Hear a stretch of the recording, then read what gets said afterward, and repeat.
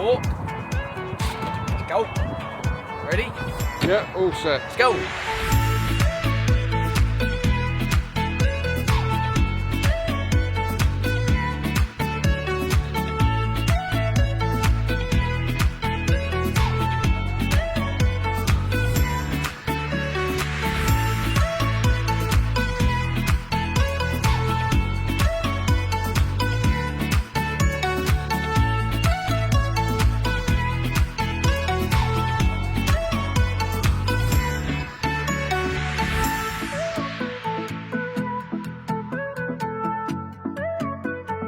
Day one of the Pennine Way. We're just driving to Edale now. We've got 8 minutes until we get there. And then for the next 18 days, we're going to walk 268 miles all the way from the Peak District to Scotland. And along the way, I've got way markers, sort of points that we know we're going to catch, like Malham Cove, Tan Hill, Hebden Bridge, Hadrian's Wall, Sycamore Gap, and then lots of things that we don't know along the way. So we start at the Old Nag's Head Inn. Is it actually in Edale, or is the? Yes. It's not a different village. No, it's in Edale itself. Yeah. And that's the official start of the walk. Don't really know what to expect on a Saturday, whether it's going to be horrendously busy or not. But I'm sure. As we said, like a departure lounge at the airport, when everyone's saying goodbye to their loved ones as they're limbering up. Just picture people like stretching off. Yeah. Fell runners that are going to do it in like 3 days. They'll probably run up to Scotland and back by the time we've even got to Tan Hill. That man in the pub this morning said that he remembers when he did it 40 years ago, the pint that he got at the Border Inn. Yeah. At Kirk Yelthom. Really? Yeah. I was like, oh, we're going to get a half a pint now. Cut back. That's true. I mean, how long is the typical amount of time to do it? Is it 2 weeks? No, it's nearer 3. It's 2.5 to Is 3 it? weeks. Wow, so we're doing it on the shorter side of the sort of recommended amount. Yeah. It's the official start. Should we just stop and have a pint and then go back? Yeah, let's get drunk here and then let's get a taxi. See you later. Love you guys. Oh, it's not even pointing up. All right, see you later. Bye. All right, here we go. Bye. See you in 268 miles in Scotland. All right, here we go. Oh, we've got to touch it. Oh yeah, I've got to touch the start. Left foot, okay. Ready? That's it, we can't turn back now. Oh, I need to do this. See you later. See you in Scotland. Good.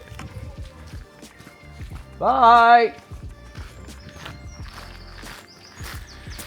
How you feeling? Nervous. What's ahead of us? Me too. I can't believe it. This is it. We're going to use our 2 feet to walk to Scotland. So this is it. After 24 years of talking about it and a year of planning, maybe 9 months. Well, since October. October. So what's that? 6, 7, 8 months, isn't it? Yeah. 8 months of planning. We're finally doing it after all this time, and super nervous, but we're gonna do it. I'm really excited. Are you excited? Yeah. Oh yeah. This is it.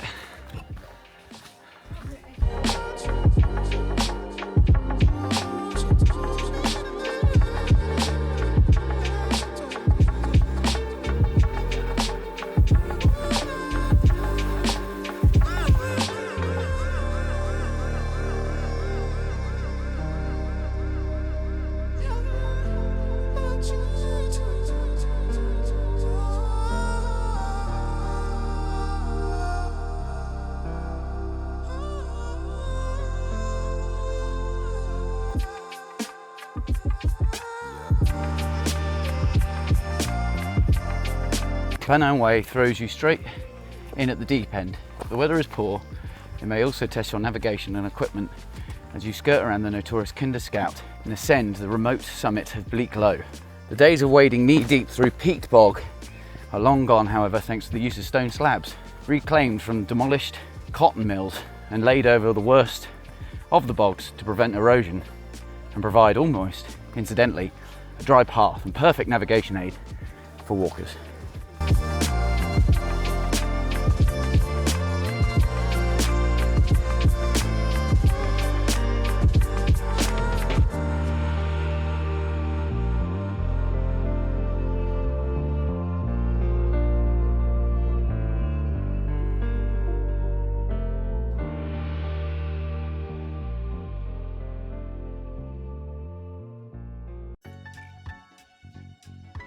So Kinder Scout, which is this peak here. Kinder Scout, a hugely popular recreational area with Manchester and Sheffield just a curlew's whistle away, becomes synonymous with the so-called right to roam when, in 1932, it was the scene of a mass trespass in which thousands of people demonstrated their belief that wild land should be accessible to all by marching across the plateau. It took a while, but the event eventually led to the National Parks and Access to the Countryside Act of 1949.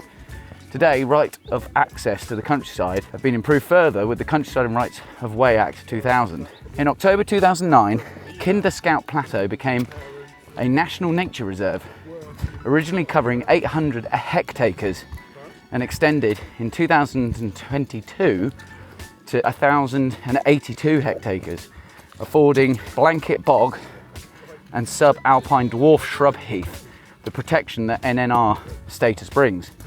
The National Trust, who own the land, are continuing to restore much of the damaged habitat, repairing eroded patches and aiding the recovery of sphagnum moss.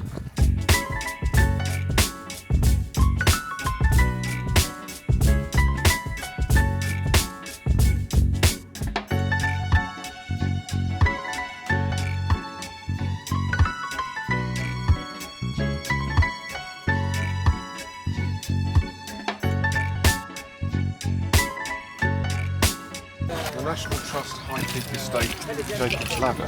The renovation of this footpath and bridleway, together with the adjoining woodland conservation work, was carried out with the help from the Manpower Services Commission Community Programme, part of the European Year of the Environment 1987.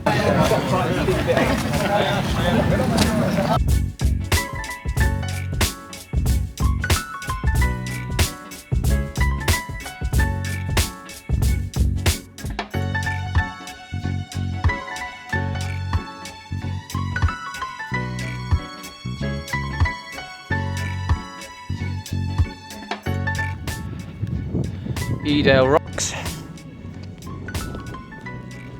Edale, how you feeling? Good. How far have we walked so far? It's coming at 3.5 miles. Of 14 on the Pennine Way, isn't it? That's not bad. It's taken how long? For an hour and a half.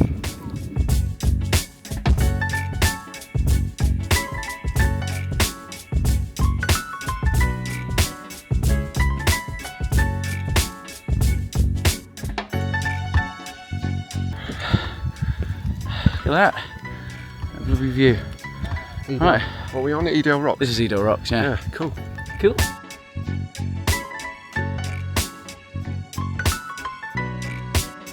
God, I was coming up with all these names on the map now, like it's like, oh, and then you head down towards Torside, and I was like, God, I remember when we were looking, trying to choose the bits where we were going to end up stopping, and right. Torside was on there. Yeah. And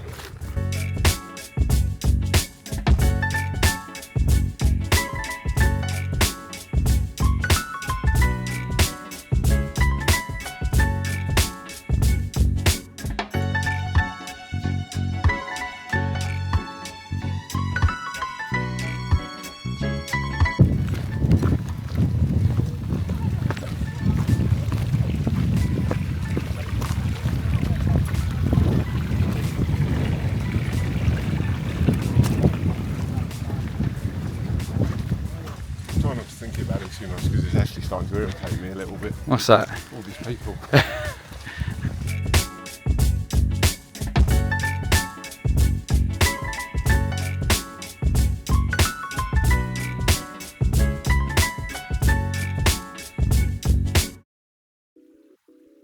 Yeah, fantastic. You tell all these people to bog off. No, thank you. No, I'll wait for mine. Thank you. You know, it's time for everyone's favourite part of the show. What's your favourite? I haven't even thought about anything to say. Well, I have. What's your favourite clothing brand and why? I know it sounds a bit bloody fashion label, but Tommy Hilfiger, because I've got loads of Tommy Hilfiger stuff and it's good quality and it fits really well. Going back to what we were talking about earlier about Carhartt and their tops and bottoms not fitting well. Got a friend? Oh, hello. Hello. Hello. I'm not having any of this. Right. The irony is, even if you offered him some, He wouldn't eat it. The fact that their bottoms and tops aren't true to the size you actually wear, would you say that's not the case with. Yeah, there is a bit of inconsistency with Tommy Hilfiger as well, I think.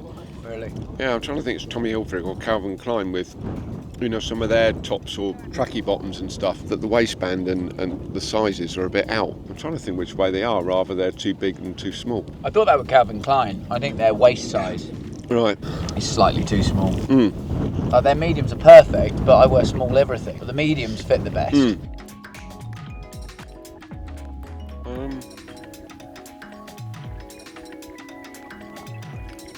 Aaron, for God's sake.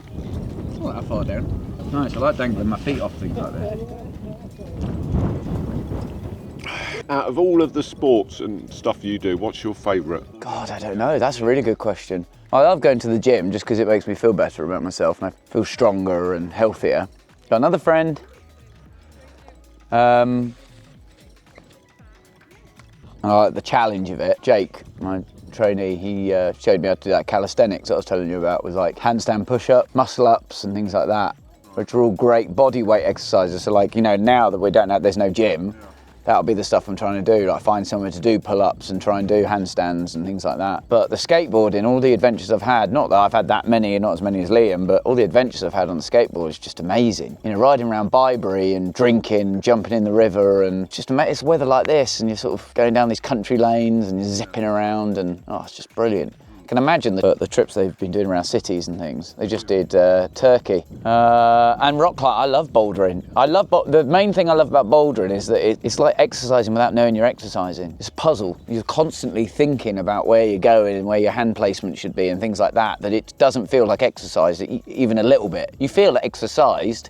But it doesn't feel like when you go to the gym and you're like, right, I'm going to do exercise. You're there and you're like, oh, I'm here to do something fun that's like a puzzle. But we were there the other day for only like 2.5 hours and I burned 1,500 calories. And you're not constantly climbing either, remember? You climb for about a minute and a half, and then you sit and you rest for 5 minutes and then you do it again. The most enjoyment has to be the skateboarding, the electric skateboarding, definitely.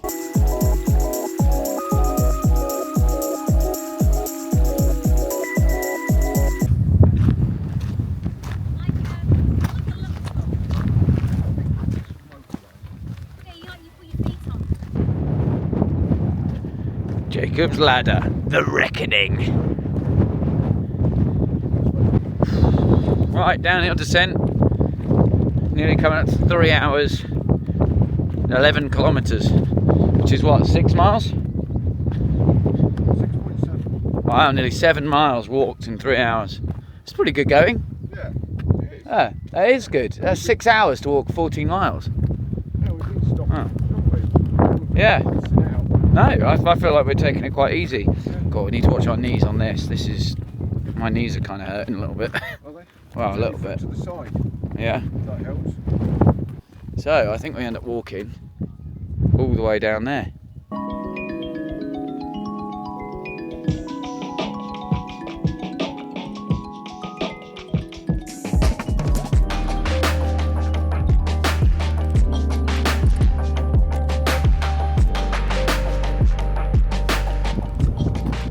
Snake Pass, A57. So if we catch a motorbike coming round.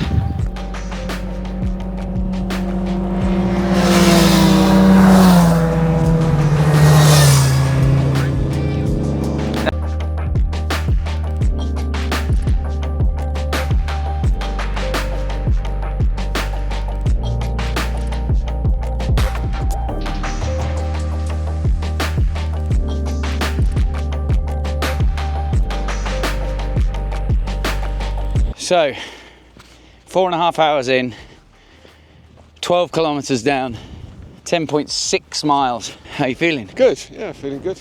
Yeah. Feet hurting yet?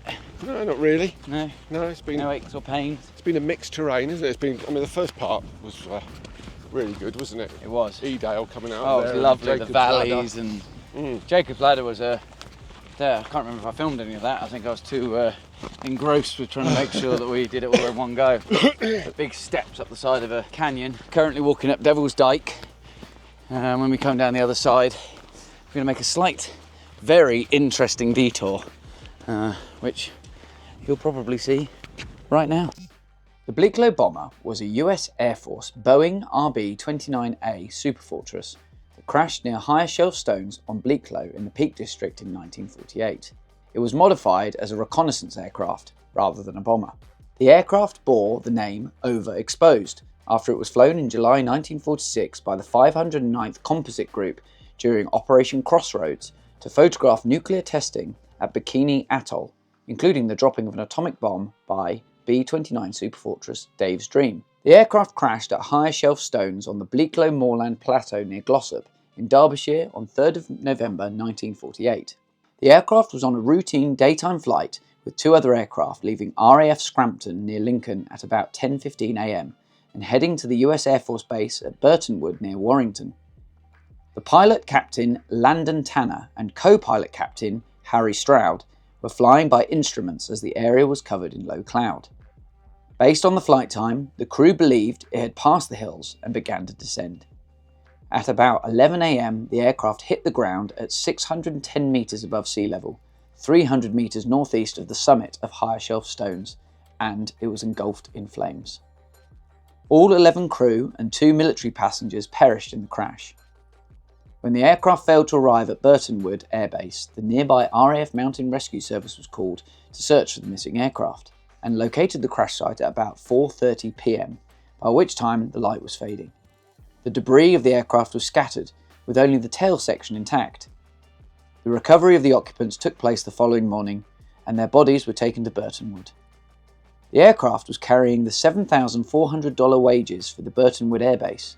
The money survived the fire and was recovered at the crash site by the American military police. In 1988, a memorial was erected at the site by servicemen from RAF Fingingley, with a plaque in memory of those who died in the crash. Much of the wreckage is still exposed, including the duplex cyclone engines, wing sections, fuselage sections, undercarriage, and gun turrets. One of the gun turrets is on display at the Air Museum in Newark-on-Trent, Nottinghamshire. In the 1970s, a local man found a ring at the crash site, which was identified as Captain Tanner's wedding ring and was returned to his daughter. The area around the crash site is challenging to navigate. The most obvious route is from the trig pillar at the summit of higher shelf stones. It is about a 2-mile walk to the crash site from the lay-by at the summit of Snake Pass, starting along the Pennine Way footpath through Devil's Dyke. During the COVID-19 pandemic in the United Kingdom in 2020, local mountain rescue teams issued warnings that inexperienced hikers should exercise caution before attempting a winter visit.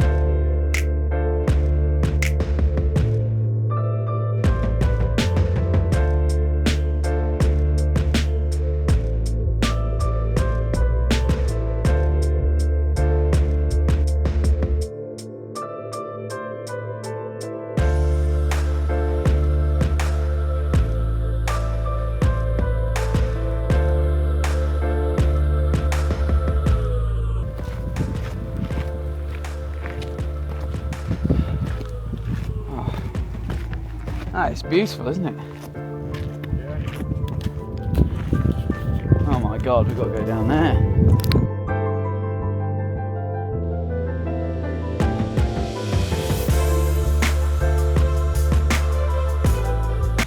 Oh, my bloody knees.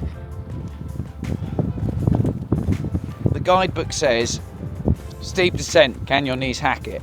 Can your knees hack it? Right. Should we head home?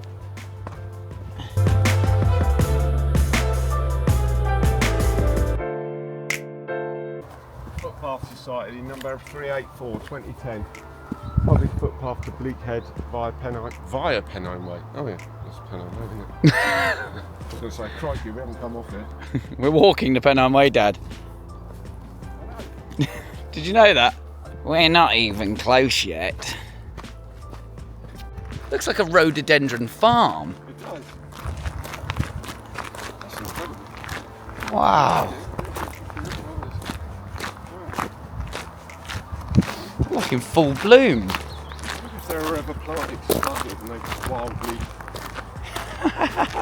It goes on forever. What's the size of these? That's ridiculous. Must have very acid soil.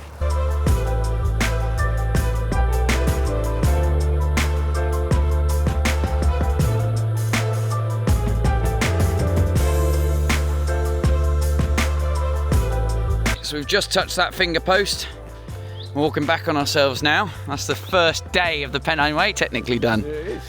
And 16 miles, right? Great, so pretty much 16 miles. I've got it down as 26.6 kilometres. And now we've got a 2-mile walk. Yeah, 2-mile walk. The Pennine Way, just to Sleep. find somewhere to sleep Well, more importantly. and eat. More importantly. Yay! Drink beer. It's massive, that reservoir. We must I know, be it's way huge. beyond that bridge. Yeah, way beyond it. And it goes all the way over to the right as well. Oh, there's the bridge there. Oh.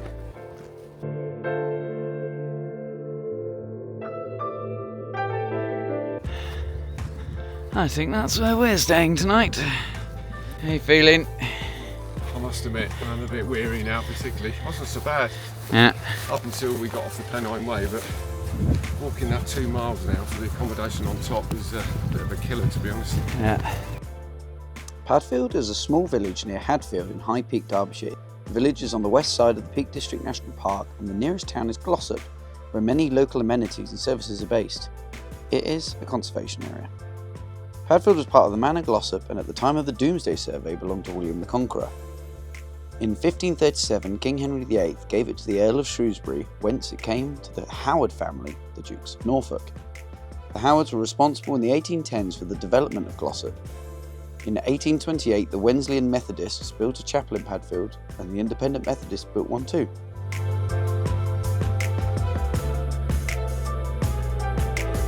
By 1851, Padfield had 328 houses and 2,051 inhabitants. Happy Monday's frontman Sean Ryder and Bears both lived in Padfield at one time.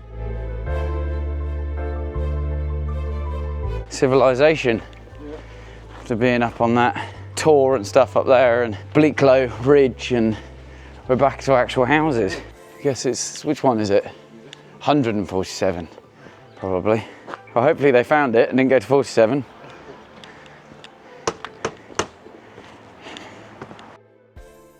Hello. Well, I'm sat in my chair, nothing moving. I thought the phone will be ringing any minute now.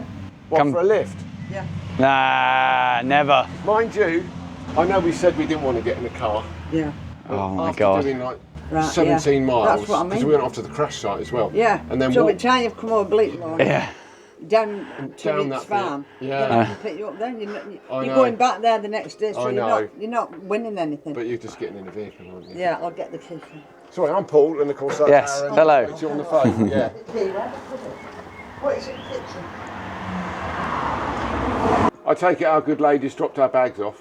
We had a lot. Dining room. Oh, of course you did. You know what? I bet they didn't just stay for 2 minutes. No. No, we I had a bet lot. a cup of tea did you have? No, they Oh. just had a job to get them cases out to the car.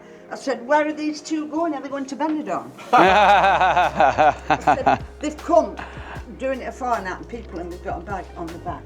Have they? Yeah. Do the whole thing? Yeah, That's they're not ridiculous. spending £800 delivering stuff I like know. you do. Yeah. You're mad. You can wash your socks, you can wash your undies, you can peg them out, you can put them on radiator. You just need a clean jump at the pub at night and that's it. You're probably. Why do you want to keep changing your pants? I know, you're probably right. I have these on about 4 days. Yeah. And I'm cleaning all the time. Yeah. In my jumper's dirt, I've changed my jumper. Look. Yeah. No, you're probably And right. once on the iPad a few weeks ago, a lady put on and she put, how many times do you change your bed a week? And I looked at it, I thought, is she mad? A week? And this lady answered her back and she said twice a week. You're joking. No Yeah. way. My Yeah. God. Well, she must be very sweaty. Well, twice a week. You're in the annex here. Thank you. Yeah, they're all sat outside. This is it then. This is the Mecca. Oh,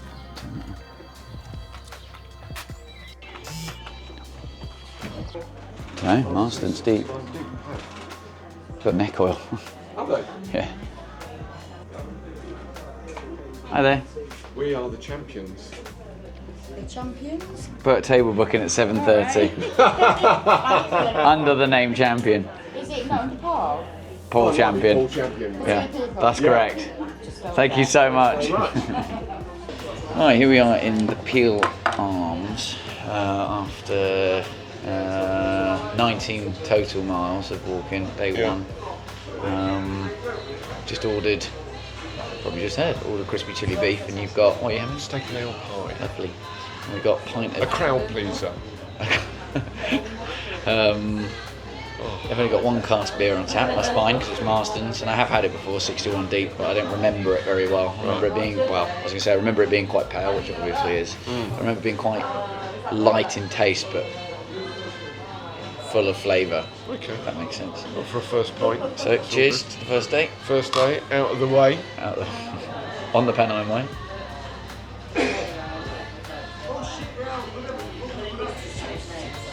Yeah, that's good. It's exactly what I remember. It's not punchy by any stretch. It's just a No, I think it's got a nice, strong, not strong, mellow flavour, beer. It's just got like it's got a full flavour, I'd say. Like it, it's not like weak at all. But yeah, it's easy going, sessionable. It's only Definitely. 3.8, isn't it? 3.8, yeah, I think it is. Right. Okay. Well, that's Aaron and Paul's beer review. Day one. Marston's 61 deep. See you tomorrow. Bye.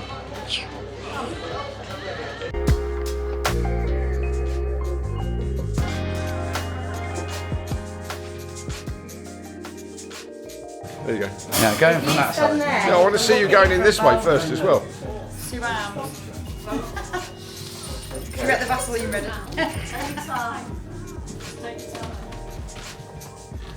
No rush.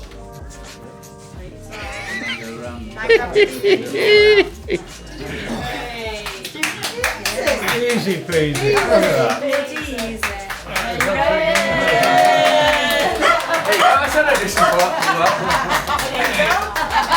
Hey! Oh, he's going to get his free certificate. My son's called Aaron. Is it really? Oh, that's why you knew. That's it. Got a certificate and a free shot. Climbing through the hole. I did think I was going to get stuck at one point. Did you? Yeah, there was a moment where I was like, oh no. It gets smaller as it gets to the other side. Oh, well done, matey. Well done. That's hilarious. Oh, awesome. So you get a free shot and a certificate. Right. Thank you very much. Oh, that was awesome. What's the name of all the bar staff? I've put it on Karen and Kerry. Karen, Kerry, and... And Dan, I've put Dan on this one. Well, go on, put Dan's name on there. Yeah, put Dan's name on it.